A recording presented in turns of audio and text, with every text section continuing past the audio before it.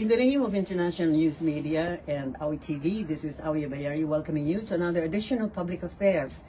Lo and behold, I'm here beside JC Regino. He is the son of April Boy Regino.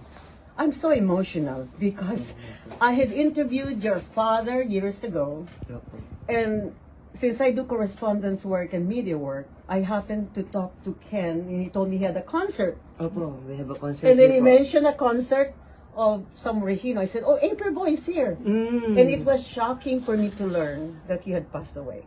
Anyway, JC Regino, I'd like to say that you're the wonderful father. Ay, salamat po, Miss Awi. Thank you so much Thank po you. for remembering Yes. my dad. Thank you so much po talaga. JC, what do you most remember about your father? Everything kasi po, we've been together for so long. He's the one who teach me how to sing, to stand up to the audience, and to write songs, even the guitar.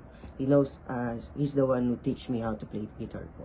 So you actually were so talented, like your dad when you were young, and you wanted to become a singer?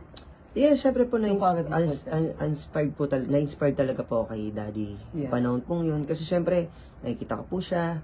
When I see him performing to a lot of people, everybody's like his music, tas sumisigaw sila. Yeah. Yun po na, sabi ko, ang galing ng daddy ko. I'm so proud of my dad. And yun nga, siguro dahil din sa dugo namin na mga Regino, sa music talaga po. Yung pagmamahal namin sa music, hindi po nawala talaga. At so, tinuruan ka rin ng ama mo ng pag-compose ng mga awit, ganun ba? Opo. O it came very natural? Yeah.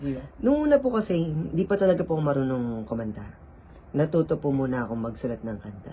Really? Opo, 14 years old po ako nung time na yun. Tapos, nung una nga, nagalit pa sa si daddy kasi yung unang kinompose ko, pinarinig ko sa kanya. Yeah. Eh, bata pa po ako. Sabi niya, ano ba ang compose mo? Eh, pang ano po kasi, heartbroken. Akala niya heartbroken ako.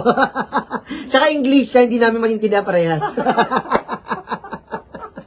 So, yun. And then, after that, yak ako, syempre, akala ko, kasi nga, napagalitan niya ako, akala kasi heartbroken. Then, the next song that I wrote po, is nagustuhan niya na inspirational po siya. Tapos, ginawa po namin, ginuwet po namin yun, nilabas po namin sa Viva Records that time. Kinuha kami ni Boss Vic. Opo, tapos yun nga, na unang first duet po namin is kinanta namin yung Di Na Ako Ibig Pang Muli Na Ako po nagsalat.